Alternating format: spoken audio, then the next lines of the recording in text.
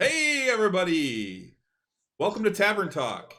Got it right this week. Yay! Got it right this week. Yay! Hey guys, sorry we're running a little late. We were kind of talking some stuff that's not really podcast appropriate. So Hey, and I can hear that we're I coming can through. hear you. Sorry. I like to confirm that, in fact, all the mics are on, Yeah. given our.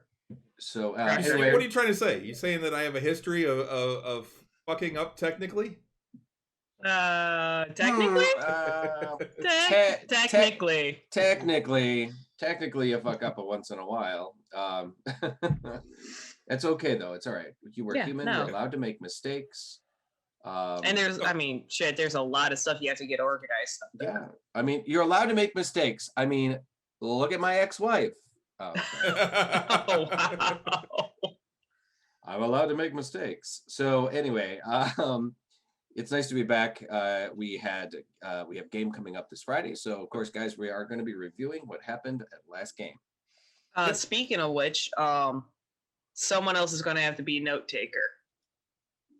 Oh yeah, because you can't type as much. Yeah, no, He actually writes things. And I write a lot of things, and then I actually then type it. But I'm right-handed dominant, and I don't have a right hand. Right. That's me trying to update my board at work took about a half an hour longer than it normally does.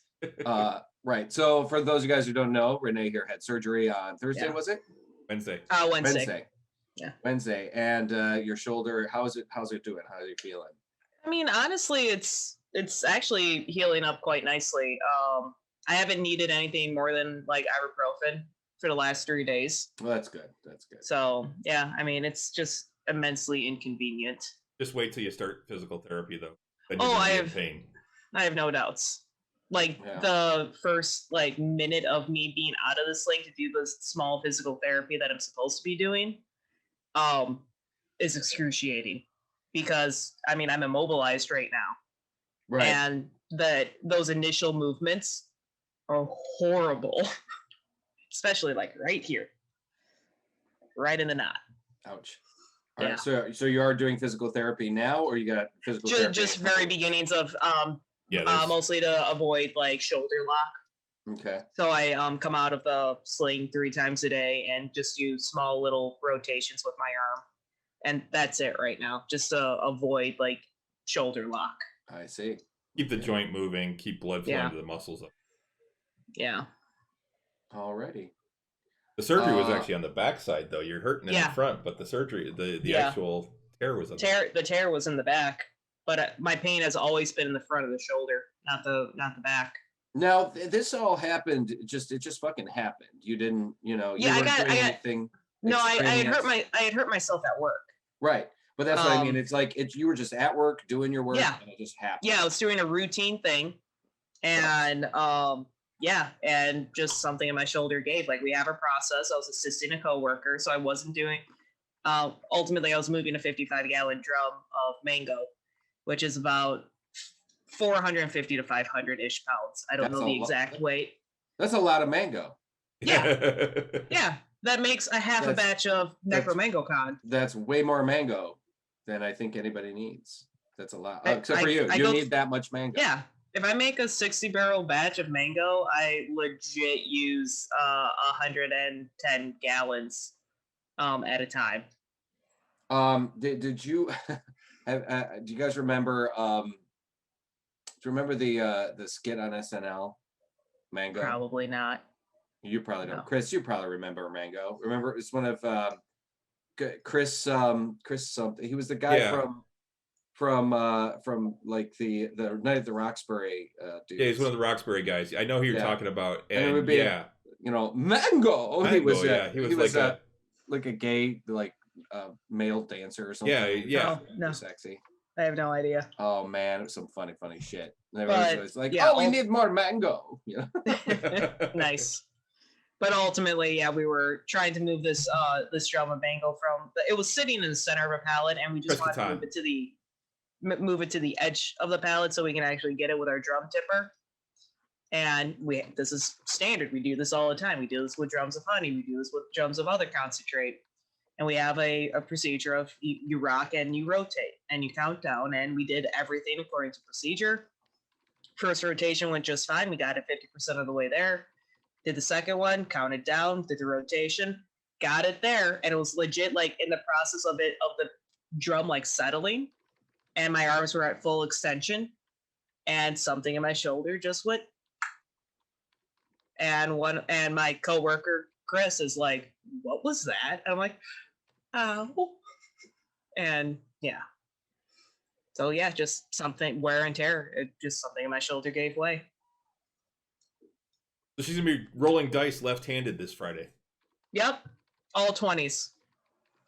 It's funny because I actually roll left-handed naturally anyway. Oh, do you?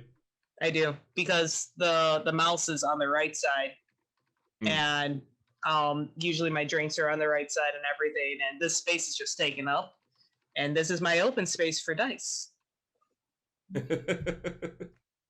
Okay. Well, So, at least you can still roll dice, and it showed. Yeah. Yeah, because I do circus, I am abnormally dexterous in all of my other limbs, and really the only thing that I legit can't do, well, there's two. We discovered the second one today. Put on headphones. And the other is brush my hair. There you go. Those are the two things that I legit cannot do without assistance. Other than that, like, I've been pretty self-sufficient. Yeah, I keep doing things and I can do it. I'm like, nope, you cannot. Yeah. I've gotten yelled at a lot over the last 5 days. So, but we had the 22nd stream game. Yes. The other, not last Friday, but the Friday before. And it would have been July 2nd, holiday weekend. And it was a good game. You guys started off with continuing to explore Greyhawk. You went to you had just left the awkward staff and were on your way to the hell was it? Arcane Affinity. I was trying to think of the name of the shop. Arcane Affinity. Yeah, Arcane the other Affinity. Shop you were going to. The secondary shop. We did not. You really didn't get anything we needed. I remember correctly. Yeah. Yeah. It was mostly supplies. Mm-hmm. You guys bought some. You guys bought some healing potions, didn't you? Yeah, I did. I bought some healing potions. Yeah. Mm-hmm. But really, Pete kind of figured out that that's where he can get a lot of any supplies that he might need. Right. It was probably. Sorry, am I loud? That was probably a little loud. It's probably someplace we're gonna be revisiting when we need, like, region supplies and stuff like that. So, which comes in handy. We're gonna need it. Yep. Yeah. Oh, excuse me. I stopped on the way home from work at a roadside barbecue place. It was really good barbecue, like amazing barbecue. But man, is it repeating on me. Oh no. Was it Detroit barbecue? No, it's just some small company, some guy got the corner of 6 Mile and John R. Cool. 7.5 Mile and John R. And just with a grill, and it's a good sized wood burning grill. And he had, it was amazing, like really, really good stuff. But I'm just like, I keep tasting it again. So you guys were also looking around at some other stuff, and you had spent some time there, and then you were heading back to you were heading back to the Barge Inn? No, we went north to check out the. Oh, that's right. The bar I got kicked out of. Yeah, which bar was it you guys wound up in? The Golden, or it was like the bar and hotel. The Golden Dragon. The Golden Dragon. Yeah. Yeah, that's right. And it was someone got upset that I was using my non-magic magic. I mean, they were also being like raging assholes. Yeah, but you were also like, you were tossing magic around and shit, and they were like, "Hey, none of that," So, Little Miss, I'm gonna. They kept turning their noses at us, which Clembrum did not appreciate. That's true. I didn't care for that myself. But I don't know. I mean, it was like I guess I think Merrick Harris is kind of Used used to to it. that, and to Yeah. some extent because he comes from an upper crust kind of family that Yeah. probably seen it and knows that very little there's very little use in trying to overcome, like step in on those kind of situations. There's not I'm not going to be able to change their opinion, Yeah. I mean, it would have had to been like much ruder before I think Merrick Harris would have been like, all right, fuck you guys, it would have been Yeah. it would have had to been like, you people aren't allowed in here, kind of thing, and then it'd be like, oh really? Then I probably would have gotten a little. We don't serve your kind here. Yeah, we don't serve Yeah. your kind. We don't serve dwarves here. Oh Yeah. really? We'll have to see what kind of people you serve after I wreck the joint.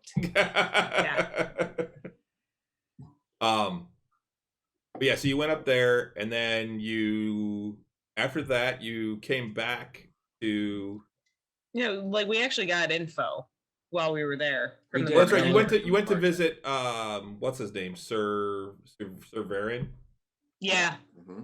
Yeah, like we heard about Sir Varen and essentially found out where he had lived from there. Got a little bit more info about I keep wanting to call them the lemon trees, and I know that's not it. It's Yellow Crest. Yeah, yellow crest, that's it. It's because they have a tree. Yep.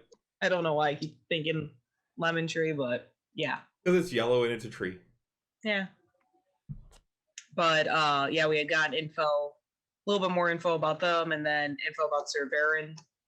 Found out that Sir Varen still lived in the area, just up a different street.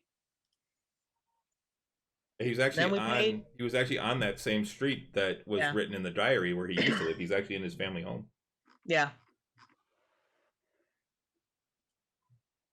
Then we went and visited Sir Varen. Right. Yep. Which that was a heartbreaking experience. See, I missed some of this, if I remember correctly, because I had to take a phone call. And, ultimately, so we opened up a really, really bad wound on the guy and poured salt and jalapeno juice in it. Yeah. Right. They brought Sarah's ghost out. Yeah. Right, and he kind of flipped out. Yeah. Yeah. I'm glad. But we got a lot of very, very important info because, frankly, up until then, I was personally convinced. I'm like, Varen did it. Sir Veckin. That's what it is. Sir Veckin. Veckin. That's it. Not Varen. Veckin.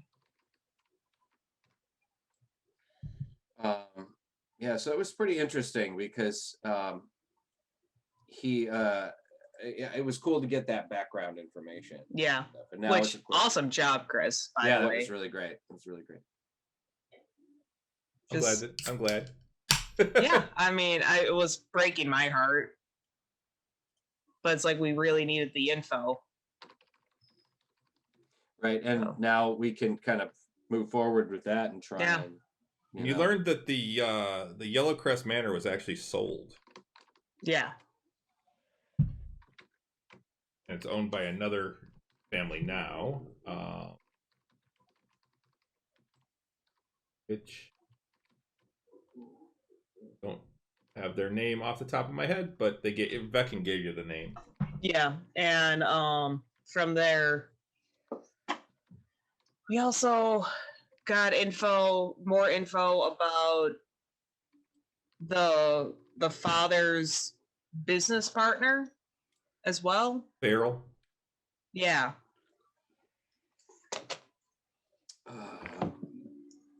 Oh fuck! I only have one hand. God. Trying to find notes. Yeah, it's like I said, it's shoulder's fine. It's just immensely inconvenient losing a hand.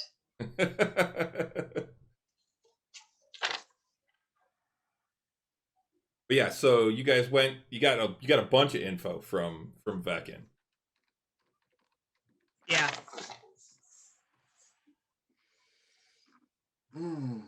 Yeah, and also the fact that like Lord Bayless was out of town while his family was murdered. Yeah. And his family, all of his family, and all the servants. Yep. Jeez.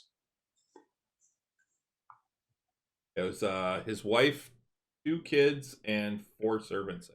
Mm-hmm.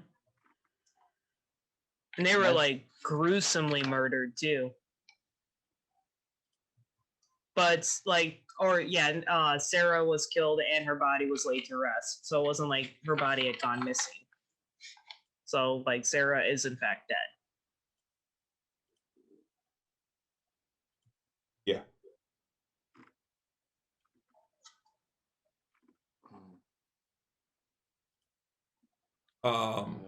And then you left there. You got more info on the tanneries and cobblers and stuff that Vialis owns built. Yeah. You know that he moved away from Greyhawk. You don't know where yet. Yeah, we suspect Greenfest. Yeah. Greenfest, which is a little family town to the southeast. And as far as you know, I don't remember what other info you got about the family. I'll have to go back and watch it. Which one? Of the Yellow Crests. The murders and everything.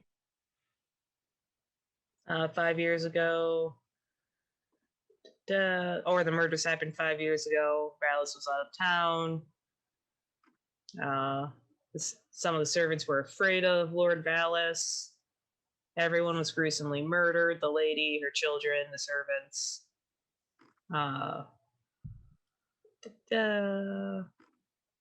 The servants were laid to rest at the graveyard outside of town, whereas the family was the one that's in town. Farrell is a elf that worked with Valis in business. Yeah, that's about it. Okay. Beckon doesn't trust Valis. Then we got Valis' side story about the one like helmet piece. Oh, Veckin's. Yeah, Beckon. Helmet. Yeah. Mm-hmm. Yeah, I remember that. I remember the helmet stuff. Yeah, he's Sir Veckin of the Broken Horn. Yeah. Right. That's something to do with his his helmet was damaged in an incredible like combat or something like that. Yeah, and he should have been killed and he wasn't. Right. I also have a side note of like when Sarah and Veckin see each other, they both weep. They truly love each other. The circles in the back of the book, Veckin didn't recognize. They don't look right to him, and the quote is, "They fill his mouth with a vile taste." And yeah, that's all I got. Okay. Yay, notes. Yeah, and I then expect someone to do equally as well. I know Rich takes some notes. Pete takes pretty extensive notes too. Both Richard and Peter. Well, yeah, they'll probably do it right. We're all the same. It's almost like we're siblings. Maybe, kinda, sorta. Yeah. I know, we look nothing alike. Okay, now that's not true. I know. So you left there. You headed back to the river quarter. Yeah, we essentially went back to the barge inn from there. Right. Yeah, and that's where you also learned about another bar that was really close by, just across the street in the foreign quarter, called the Pit. Yep. The Pit. Yes. My last note in the book is Klimbrum has death ward on her, and she just walked into the pit. That's right. That's right. And that's where we ended it for the night. Was you going into the pit? Mm-hmm. Well, you guys went into the pit. The competition in the pit. Yes, Right. Is where we you went left into the off. pit. You got some drinks, figured out what was going on, and wound up going downstairs into the actual area where the pit is. And um, Klimbrum actually entered a competition, and that's where we left it. Yeah, I'm grog excited about this. He entered a pugilist match. Was barehanded. I'm excited about this too. I remember that Mark Harris got a drink and is basically just kind of leaning over the railing of the pit, drinking and observing. What it is there is no actual railing. It's Oh, okay. chains All right. around the outside. Then he's kind of leaning on the kind of standing on What the are the chain. posts?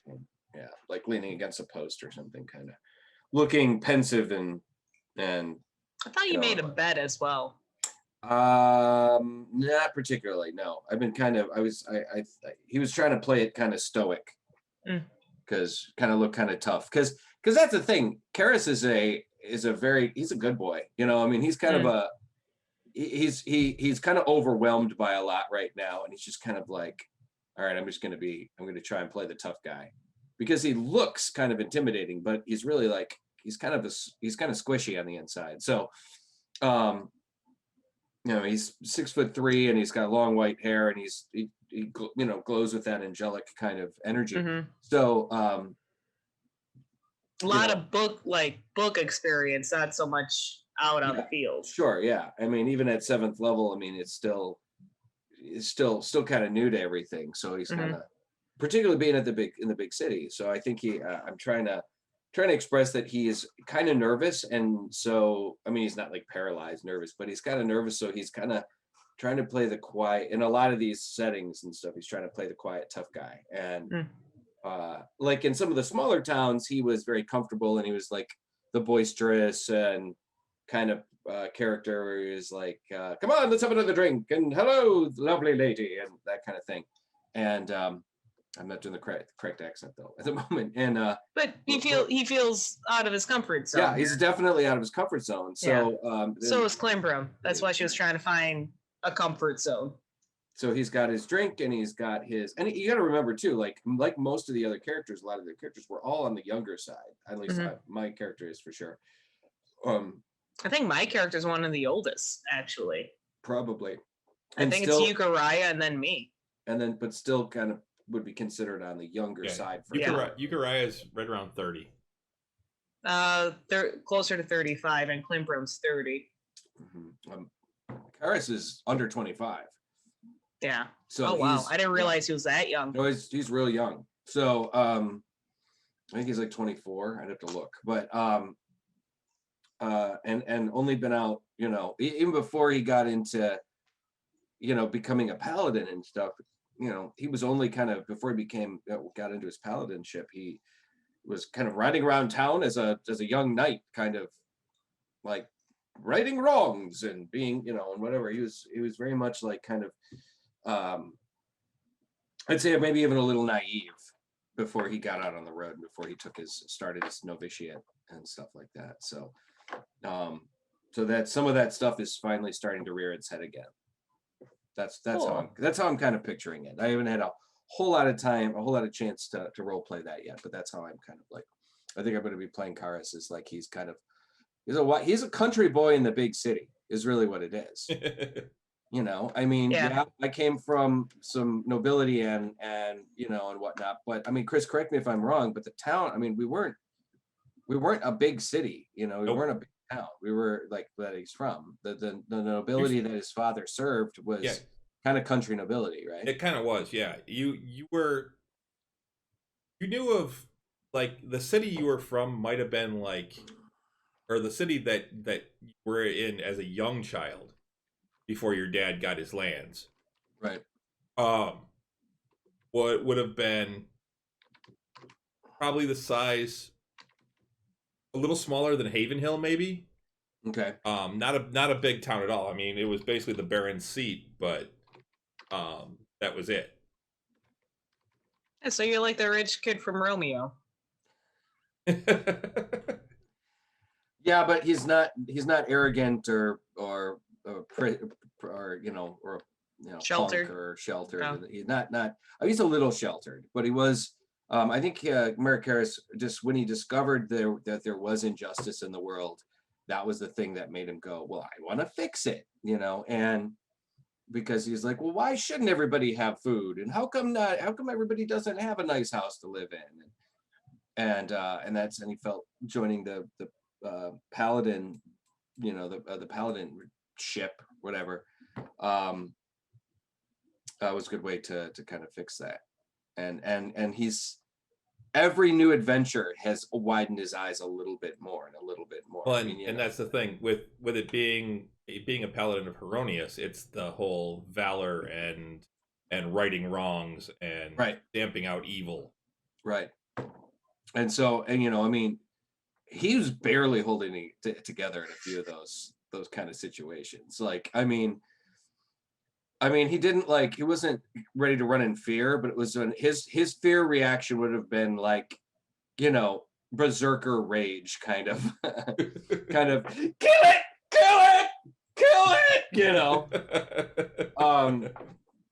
so it would have been like, when we went up against the succubus and those demons and shit like that, that was the first time he'd encountered anything like that. The dragon was, he was like, that goes for all of our characters, right? That blew that's a shit your armor moment. Yeah. I just soiled my armor. So it was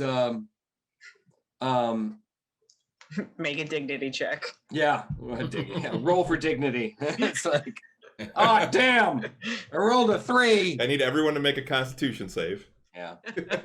So like I said, and I'm sure that there's probably going to be a point, I don't know when, it's going to have to be I'm sure it'll be some kind of point where it's some point where it's a major fucked upness kind of thing. Like, holy shit, I can't believe that just happened, or I can't believe we just survived that kind of situations where Merrick Harris is just going to go, I need a break, and just go off and spend a weekend in a brothel or something, I need to, and then spend a weekend in the brothel and then a week at church, just praying and looking for guidance, and and then again another weekend at the brothel, because gotta bookend it. You gotta bookend it, right? A lot balance. of work during the week, play on the weekends. It's called balance. It's called balance. You have to balance your life. So yeah, and I think, like I said, I'm kind of looking forward to the opportunity, but it's got to be natural. It's got to be, it can't be forced. It's got to be one of those things where finally he might even be another level or two before he kind of hits that point where you're like, what the fuck? What the actual fuck? And he just has to go and reset, because he's now he's in the shit. I have some stuff planned for you guys eventually. It's still probably a little ways away, but I have some stuff planned for you guys that I'm really expecting a what the fuck. Oh God, I don't like the sound of that. Yeah. Hey, I like those kind of what the fuck situations. Oh, come on. Yeah. Except I see the shit that he prints. More mimics, huh? Oh no. No. There was a Hydra recently. Oh damn. Yeah. Okay. Good thing one of the heads didn't print, right? Actually, 2 of the heads didn't, but I can always reprint those. Yeah. Yeah. Just gotta make sure that we have plenty of fire and acid. Because but yeah, I'm actually looking forward to, and I gotta finish typing up the backstory stuff on Merrick Harris so I can get that to you, Chris, because I'd love to see what you do with that. His sister and more of his background family stuff. Basically, what I'm going to do. Even some of the talks we've had, I've already got some ideas. Okay, that's cool. I've got to type that up, and then you could fill in the blanks or whatever where I'm kind of I mess it up and or whatnot. But yeah, I'm really looking forward to kind of exploring a little more. I haven't had the opportunity, the last couple of games I've played in, like I've taken a back seat a lot to other character development stuff. Like when I was in Sean Nicolin's game, Korak, my cleric, was the party leader, and we did some of the initial stuff we dealt with at the beginning of the game, dealt with my tribe and Korak's people, and a little bit about his backstory. But then we never really revisited much about that. We dealt with a couple of the other characters and stuff, and we never got a chance to kind of circle back around. And I would have liked to have done that. And I don't mind that, I mean, as long as the story is good, that's great. But I would really like to explore more about Karis and his family and just some of the more backstory stuff. I think, it's all everything's content. I mean, it's all good as long as if it adds to the story, then it's great. Yeah, I think every player should have their moments. And it's just like in Critical Role. Almost every other characters have their moments. And not just one, but they have many. They have multiple moments that you can really go, no, that was amazing. You can't see a lot in Vox Machina, actually. Like a lot of Sam Riegel's character. Scanlan. Oh my God, Scanlan. Thank you, Scanlan had a ton of those because he was so comic reliefy, but Grog had a shit ton, surprisingly, who was also a lot of comic relief. Grog was a lot of comic relief. Grog had a ton of really great moments, some of the best moments, really, in my opinion, because they were simple but they were heavy, And then you had, just all of them. I'm not going to go into it all, but all of them had. I'd say the only one that didn't have as many of them were probably Pike, but that was because Ashley was out a lot. She was away a lot because she was working on her show and stuff. So. Oh, Grog. Oh, Grog. Oh, Grog. So, so anyway, I am really enjoying our journey to Greyhawk so far, and it's been really cool. A beholder. What the fuck, man? Yep. He didn't print that one though. No, that one I got. And I also have another beholder down there in the basement that I got to paint. Yeah. Sean Nicolin, he was, like I said, he was in town for a couple of days, and then he right before the 4th, he was in town for a day or two, and then he went to Keizu to visit family for the 4th, and then on his way back, he stayed for another couple of days and kind of visited with me and Stella and a couple other people. And he and I got together. We went to the game store. Went to Guild of Blades over at 14 and oh, nice. Yeah, Main Street there. And now this is, they're not a sponsor of course of our show, but they are. I will say it's a hell of a gaming shop. It's huge and everything that you could possibly think of when it comes to tabletop gaming and board gaming too. They have a lot of really great indie board games, a lot of stuff, a lot of card games and video game, not so much new video game stuff, but a lot of retro gaming shit.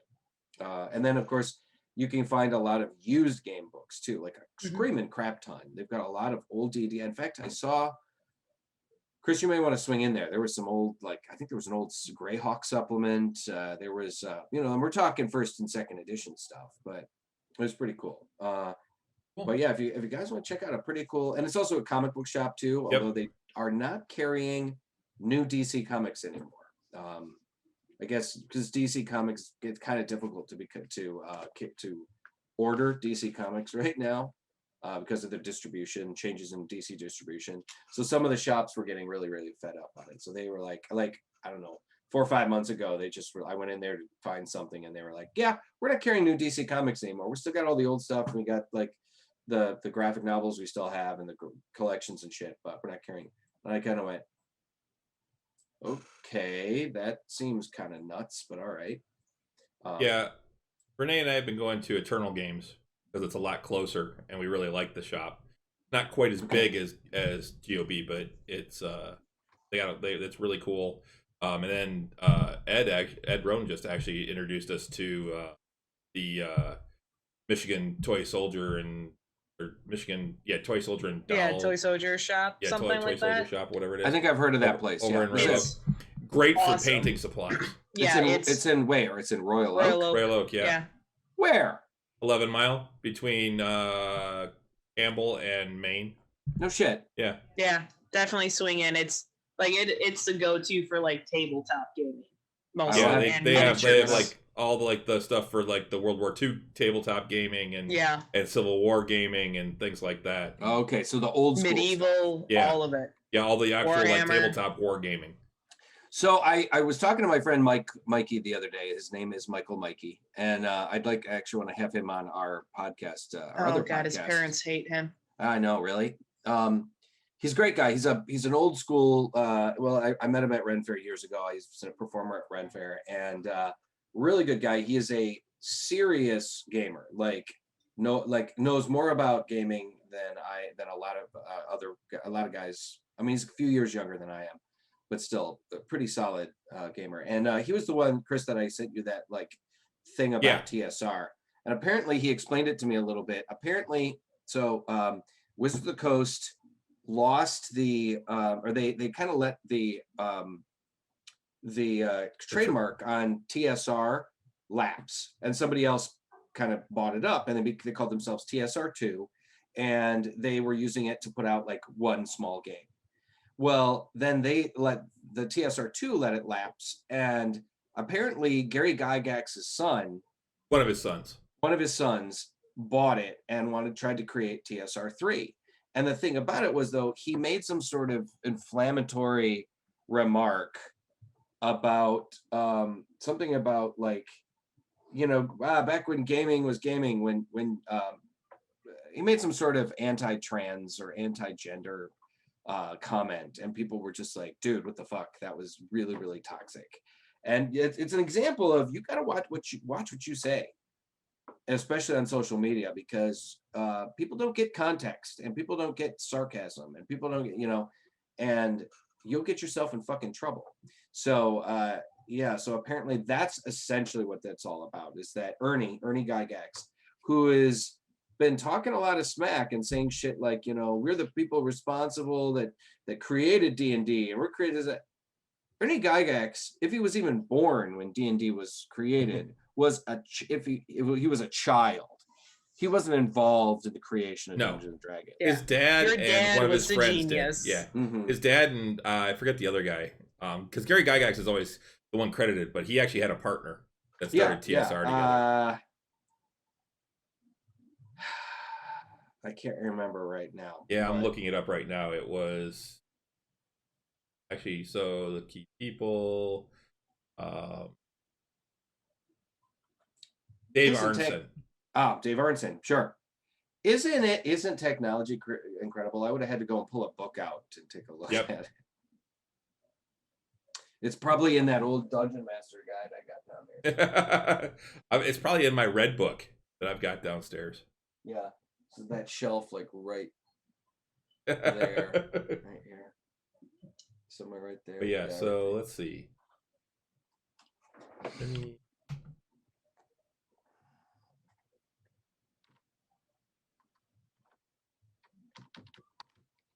Well, actually, Gary had a lot of kids. Oh yeah? Yeah. He got 1, 2, 3, 4, 5 siblings.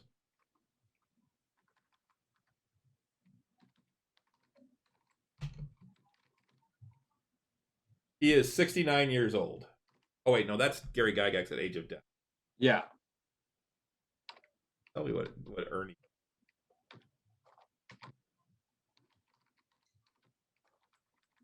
I put in Ernie Gygax's age, and it came up with Gary Gygax's age at death. Ernest G. Gygax. Yeah, whatever. But yeah, he's been making some stuff that some remarks that people are not happy with. Oh no. I mean, yeah. I mean, that's exactly. Well, yes, exactly. That's what I was just saying. It's like nuts, kind of the things that he's been kind of talking about, and it's like, come on, dude, really? Good Lord, not necessary.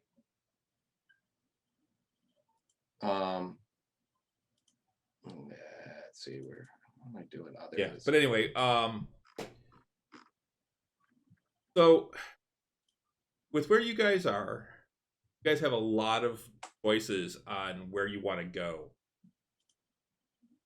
um, and what you want to do. And I'm not sure which way you guys are thinking about going at this point. We probably don't even know. Yeah, honestly. You guys are finishing up your this is still your first day in Yeah. Greyhawk. So you're Yeah. finishing up your first day, and you're planning on meeting with Madeline again tomorrow. Yeah. Right. To talk to at least one of the missing children's parents. Yeah, I'm actually really looking forward to that. To exploring that part of the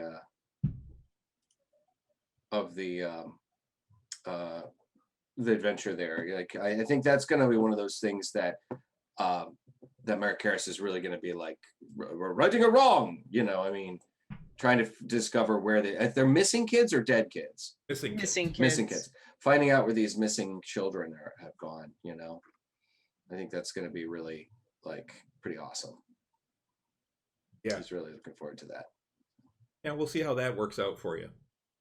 Wow, that sounded ominous. But there's still so much of Greyhawk for you guys to explore too, if you want. Oh yeah. Well, you know, we still haven't. We didn't have gone to church yet. We haven't gone to the churches yet either. So that's something I definitely want to do. Those are both up in the Garden Quarter. Yeah, check out the. Need to check out the. You know, the Temple of Heronius and meet with. There's going to be I'm sure a ton of guys that people are going to want to meet up with. So. Yeah, faux show. Gotta meet up with the head of the church, man. And Octavian wants to go and at least see the Temple of Pelor. Sure, absolutely. You should. I mean, like I said, this is the big city. This is like, you know, no bullshit. This is like visiting New York. Yep. You know, we gotta. You guys are in Manhattan. Yep. Right. So yeah, I am. I need to go to the library. Yeah. To get my my stuff for my monk stuff. That's no one speaks of. We gotta do because you got more dope monk shit to do. Yep. That's been really funny. I actually I gotta admit I'm really going to be excited. I'm really excited to see where you're going to take that, Chris, because that's a whole secret spy kind of underground kind of thing. I'm really looking forward. I think that's going to be fucking cool as fuck. You know, seeing how she interacts and handles the whole you know, I'm a secret agent and I'm not. We don't talk about this kind of stuff, you know. Is she going to be Lana? Is she going to be Archer? Yeah, I think she's going to be a little bit of both. Honestly, we're going to see a little bit of both. I don't know. I thought you might be Pam, the berserker. Just No, that's Renee. Yeah, that's Renee. Faux show. I have been called Pam more than once. But specifically like hot coked out Pam. And I've been told that I should cosplay as her more than once in my life. Just walk around Comic-Con in a ripped office shirt with a tattoo written on my back. That would be fucking awesome. and some white powder on your face. Yeah, and carrying. No, she eats the leaves directly. Oh, she eats the coca leaves direct. Oh my god. Yeah. That's funny. No. Well, she ate the whole body cast. Yeah. I love Pam so much. Such a fucking good show, man. That show is amazing. Oh, so good. What do you guys want to talk about? kind of did the wrap up for Yeah. where you guys are. What do you want to talk about now? Is there anything? Do you have any questions, Renee? On, I mean, I know you're still kind of a newer player. Yeah, not really. Not yet. I mean, yeah, no. I'm sorry. Oh, that's okay. I know Pete already has 8th level planned out for himself. Do you guys have things planned out for when you hit 8th? Of what you want to Is do? Because that that's a where you big get the one because of ability? the ability bump Oh, I. or a feat. Oh yeah, I'm going to become much more wise. Yeah, we need to definitely get you when you hit 8th level. You need to just dump both of your points into Yeah. your wisdom. Yeah, Just because take the then 2 points. my AC goes up, then my DC will go up, and I think that's it. Your spell That's DC and your AC go. Yeah, because I could either put it into wisdom and get both of those, or put it into dexterity and then have a +5 to my dex modifier, and then my hits would be harder and my AC would go up. But I figured wisdom would be the smarter choice in the fact that It just affects so many of your things. I need to get that DC up because I mean a 13 is really easy to beat if you have any decent modifier. Yeah. So exactly. The spell DC is a big thing. Yeah, that's especially for Stunning Strike. Exactly.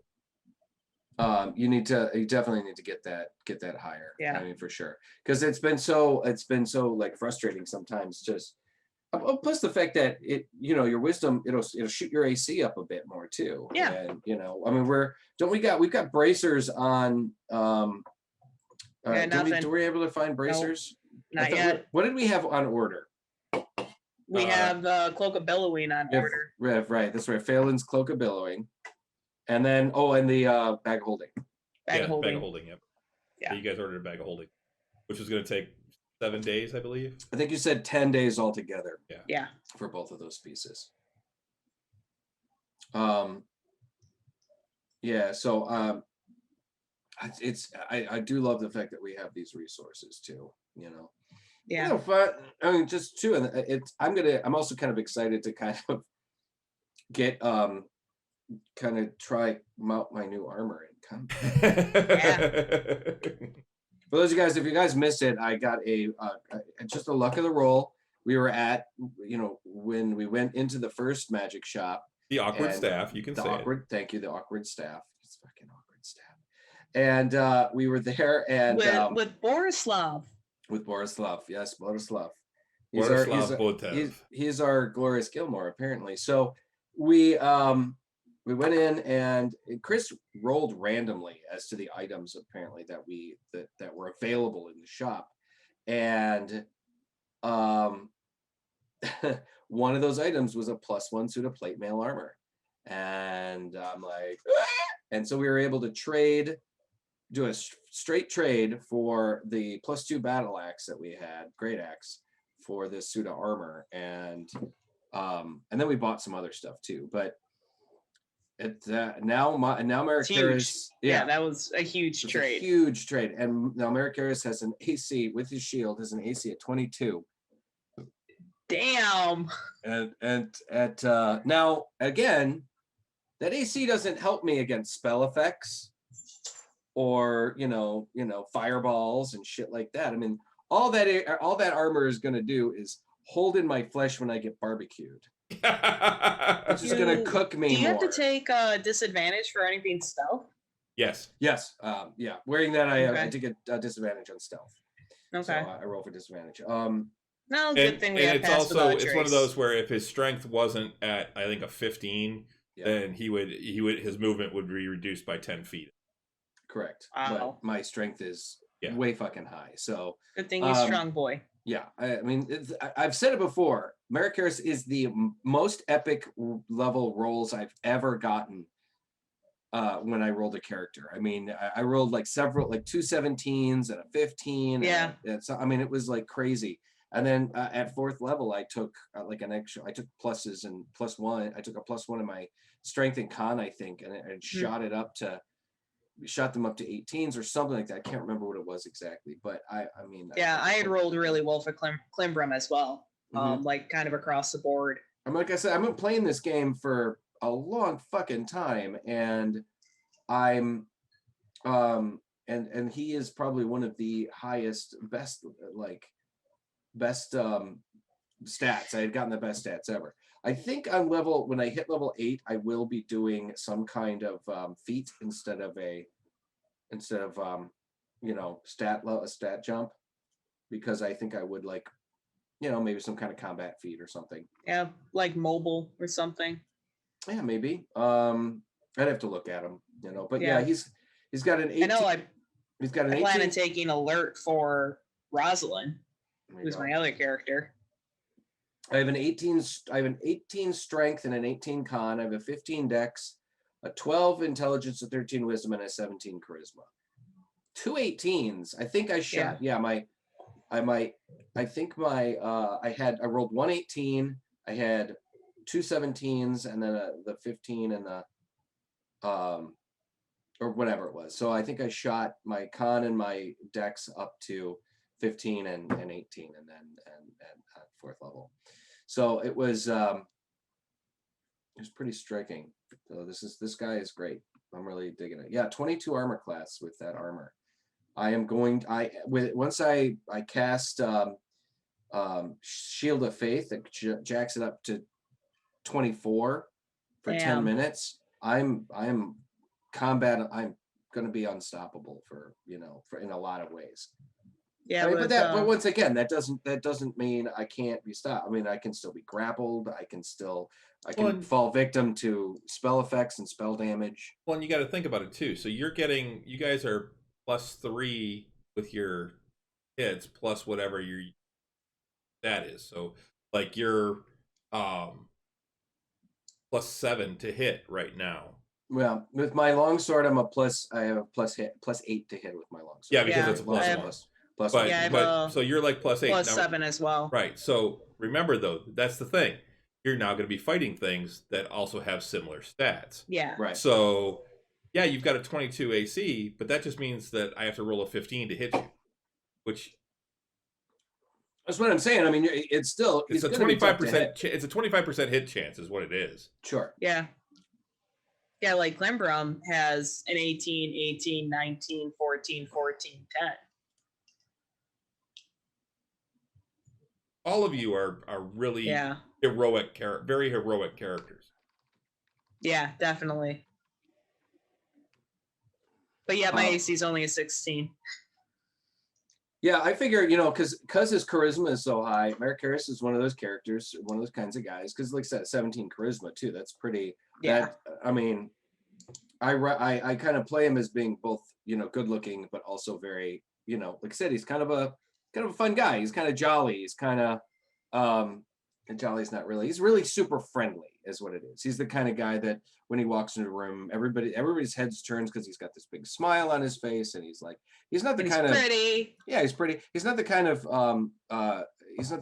paladin that's grim and dour like some paladins are. He's a paladin that is like that everybody. He's the sheriff that everybody likes. The town sheriff that everybody likes, or the constable that people are like, hey, that's a good guy over there, and so that's been kind of cool, and I'm going to kind of continue to play him that way. So I mean, the only struggle is going to be him, like I said, kind of getting his eyes opened to the horrors of the world and the terror and the horrors of the world, the mean people. Because I think when he encountered, like when he was living out in the country, he encountered some injustices, and some things were like, hey, that's not right. But there weren't a whole lot of like outright cruelty, and there wasn't a whole lot of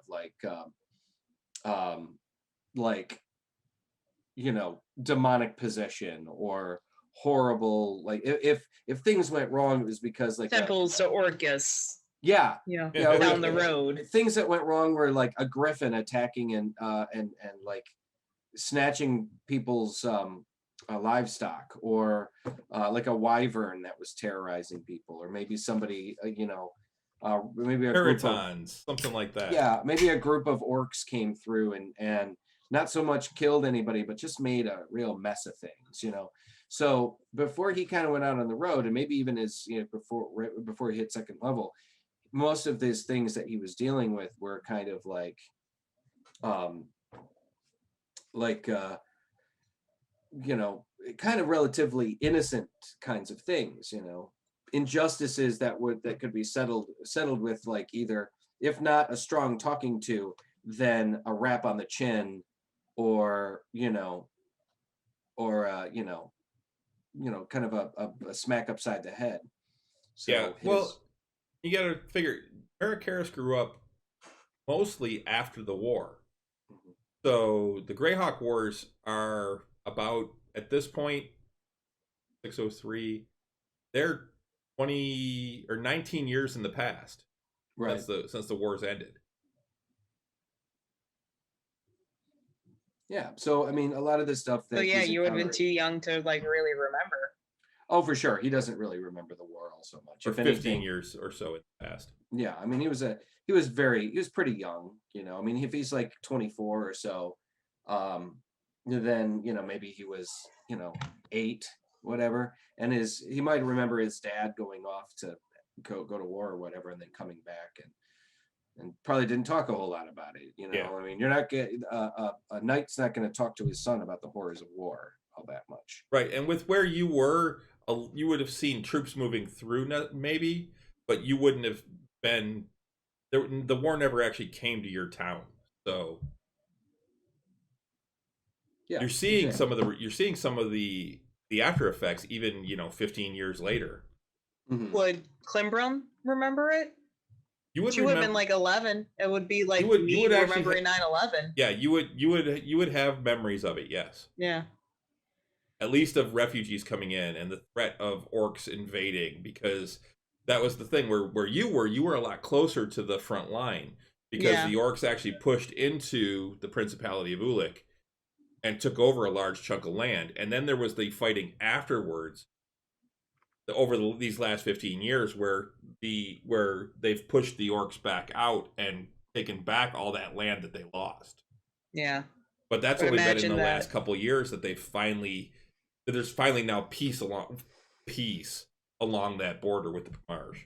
Yeah, and I would imagine Klimbrum remembers her dad being a blacksmith, just working countless hours, Yep. just making everything. Yep. Horseshoes, weapons, armor, Yeah. repairs. Yeah. Because Haven Hill would have been one of the closest cities to the front, the northern front. To the northern front.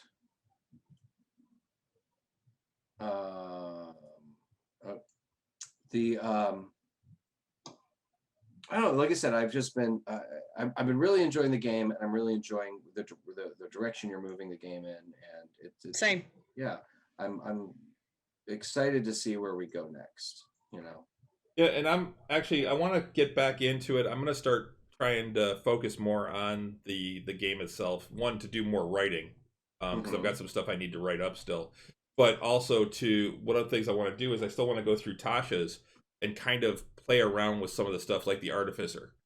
So, because I know that Pete is interested in it, and I want to kind of modify it to what I think is suitable for the game. Because I want Artificers in the game, honestly. I really kind of do. I've just feel like you got to dumb them down a little bit. They're just a little OP right now. But I think modifying some things like how often they can use certain abilities or things like that, I think or like instead of like the ones with the Steel Guardians, that if instead of them getting to have the Steel Guardian attack with a bonus action, that's their action if they want him to attack. It's kind of like the same thing that Mercer did with Vox Machina. If Laura wanted Trinket to do anything, then it was her action. Right. Yeah, it was one of them. Yeah. She had to use one of her hits for a Trinket. Yes. Right, yeah. Yeah, and I thought that was solid, because if you otherwise you've got an entire additional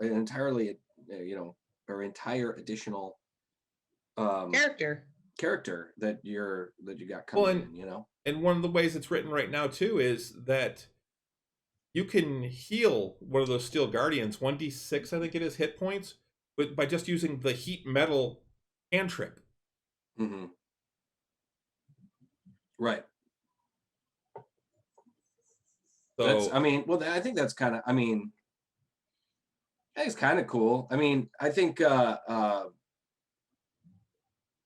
know. I wouldn't like want to get rid of that completely. I think that being able to repair your items and whatnot is probably a good thing well, and I agree that being in able to repair combat. them, like Mm-hmm. taking time to repair and things like that. But if well, and I guess it would still be that they would have to use an action to do that, Mm-hmm. cast that cantrip. But still, for them to just be able to constantly heal with a cantrip, Well, it's still magic, you know. I mean, and you know, maybe you can adjust it to where they can only like if it takes like at least half its damage, you know, it can't be healed again until it can't be healed in combat until you know afterwards and stuff like that. Maybe you can you got to repair it spend or an whatever. hour. And that's the other thing. Like you can like some of the times that they have, like they can create an entirely new um automaton for some of them in like 5 minutes or 1 minute. Like Yeah. that's a little quick. I can That's even see. quick by like today's standards. Yeah, I'm like I can see, and I understand. Okay, so it's partially magic, it's partially them tinkering with things, but I think it's one of those things where okay, yeah, you I can see it being like a short rest, and you can Mm-hmm. create something type of thing. So Sure. there's just some little tweaks I want to make. Well, I think one of the things that is kind I think one of the things about with the artificer is what it's supposed to be. It's supposed to be able to grab like various supplies out of their pouch and grab things in this here and because they can grab this and then and they have a you know a weapon of some kind or it's part of the magic and part of the combination of magic and science together that makes them what they are. But I think there it definitely does need some tweaking though. There's Yeah. a few When things. You don't want a whole bunch of Ricks running around. Yeah. when I have no intention of a lot. Morty. Yeah, Hey Morty. What is my purpose? Your purpose is to get butter. I have no intentions of ever allowing the Psy Warrior, Well, which is the psychic warrior. yeah. Oh. The Twilight cleric is not going to get 300-foot dark vision. I might give them 60-foot dark vision, or if they already have dark vision, expanded out to like 120.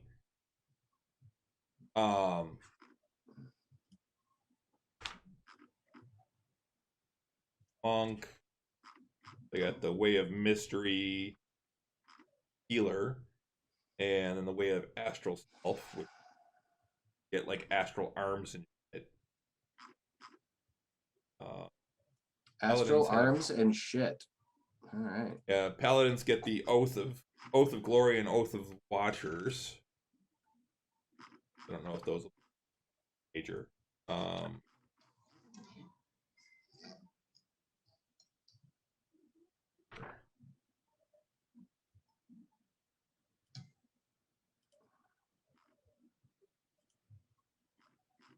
Oh, I also don't like the barbarian path of wild magic. The barbarian that can cast spells while raging. Yeah, but they're really specific spells, aren't they? I mean, it's That not I'm like not they sure. can throw around a fireball while they're like.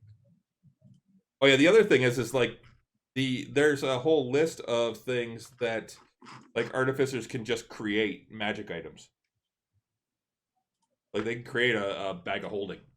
Yeah, I remember that. I mean, but mages can do that though. Isn't that something that like you can do as a mage? It depends on the world. I have specific mages that are able to do that, but you can't just do it as a mage. Yeah, don't you need like certain feats or something, and then you Yeah, can. well, and a lot of it, there's a lot of campaigns where they say no, you can't create magic items.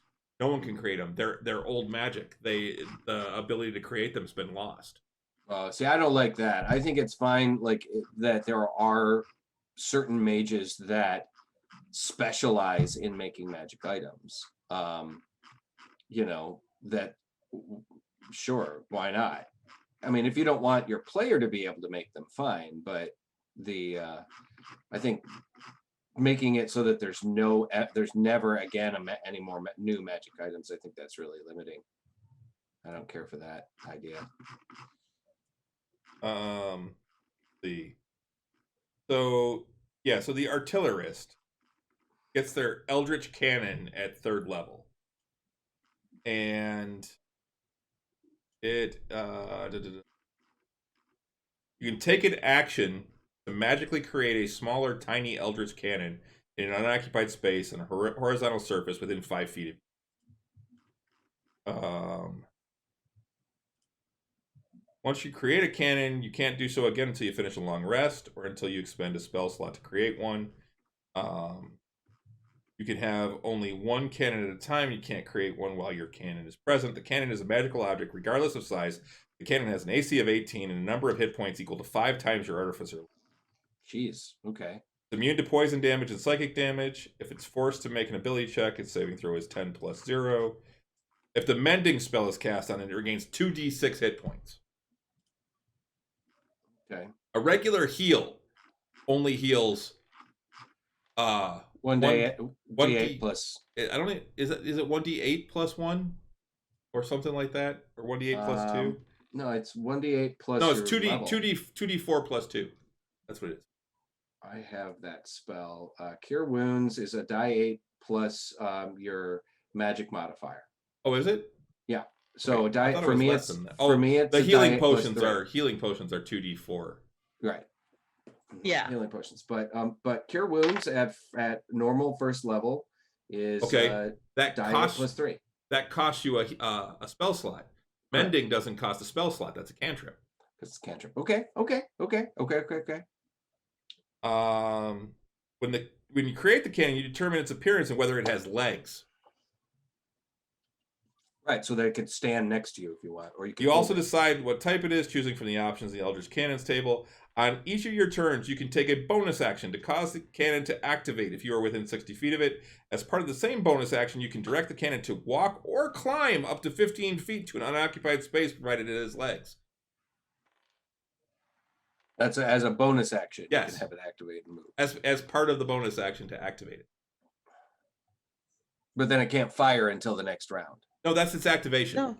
Yeah, that's a bonus action. Then you have the action to fire. Oh, to fire. Oh, no, okay. no, that's part of the same bonus action. That you can have it move up to 15 feet, including climbing up a wall, and activate, which is actually it firing. Oh, I see. Okay. So it can move and fire up to 15 feet as a bonus action. Yes, and you still get your normal action after that. Okay, so then if you've got some other weapon, you can fire or spell. Or spell. Remember, artificers are magic users. Right. Okay. The cannon, the flamethrower cannon, exhales fire at an adjacent 15-foot cone, and each creature in the area must make a dexterity saving throw against your spell save DC, or take 2d8 fire damage on a failed save, or half as much on a successful save. As a bonus action. The force, it attacks one creature within 120 feet, doing 2d8 force damage. And it'll push it 5 feet away from the cannon.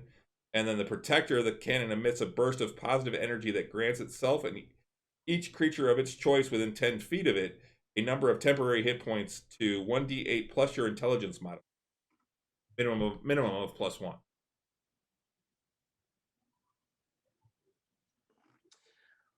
Well, like I said, there's definitely some like adjustments that need to be made. I'd say some balancing that maybe they didn't do. So, like the Steel Defender for the Battlesmith, medium construct, AC 15, hit points 2 plus your intelligence modifier plus 5 times your artificer level.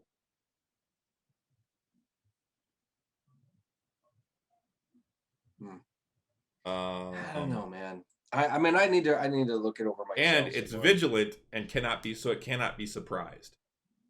Right.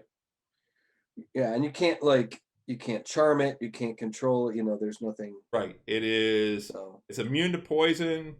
Damage immunities is poison. Condition immunities are charmed, exhausted, poisoned. It has dark vision up to 60 feet.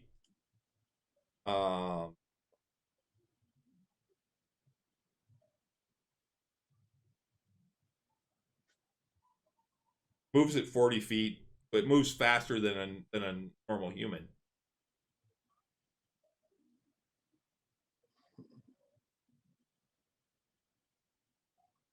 That one can actually repair itself 3 times a day. And it gets a force empowered rend, which is your spell attack modifier to hit. Reach is 5 feet. One target you can see hits 1d8 plus PB force damage. Oh, and if you cast Mending on a defender, it gets 2d6 hit. So yeah, that's why I'm saying that I think that they need a little bit of tweaking, not a lot. I think they're on the right track. I just think that it needs just a little bit of tweaking. So do it. You know, that's one of the great rules. One of the major rules of D&D is that the rules can be changed. Yep. You don't like something, change them. Change them. So, well, Chris, we should probably wrap things up. We've been at it a bit. Yeah, just over an hour. 10 to 10. So, hey guys, thanks for joining us tonight on our Tavern Talk. We do this every other Monday at 8:30, usually 8:30 on our Drinking Nerds Twitch channel here. Chris will usually put it up on the YouTube page a couple days later. Don't forget this Friday, 7 o'clock, Drinking Nerds Tavern Knights. Come and join us for our bi-weekly D&D game, guys. It's always a blast. Chris, are we gonna have, goddamn, I'm still getting that. Are we gonna have everybody back this week? I know we'll have the 4. I don't know about the other 2 yet. Okay. All right. Well, we certainly miss Sydney and Ian, and hopefully they'll come. They'll be back soon. Yep, we will. We'll see. So exactly. Yeah. So remember, we are still hoping to get some followers here on Twitch. We're getting really close to affiliate status. 50 followers. Yeah. Come on, guys. We need 6 more. Come on. 6 more. Help us out. Help brother out. Let's do it. 6 more. That's all we need. And then we're on most of the social medias. Find us on Facebook. Or down below, you'll see our Twitter and channels. If you want to check us out. But yeah, all of our episodes for both for this Tavern Knights and the Nerds with Alcohol show are on YouTube. That's right. Also, iTunes, Google Play Store, Spotify, Stitcher, iHeartRadio, and Radio.com are the places you can find for Nerds with Alcohol. Nerds with Alcohol. So yeah, if you want to join us, can't find the other stuff there. We don't put those up on. No, we're not doing those as just podcasts yet, but maybe someday. Someday, maybe. All right. Oh, all right. Well, I think that's going to do it for tonight then. Exactly. Thanks again. And thanks for joining us, anybody. Thank you. Have a good night, everybody. Good night. Thanks a lot for coming out, guys. Yep. Yeah. Have a good night. All right.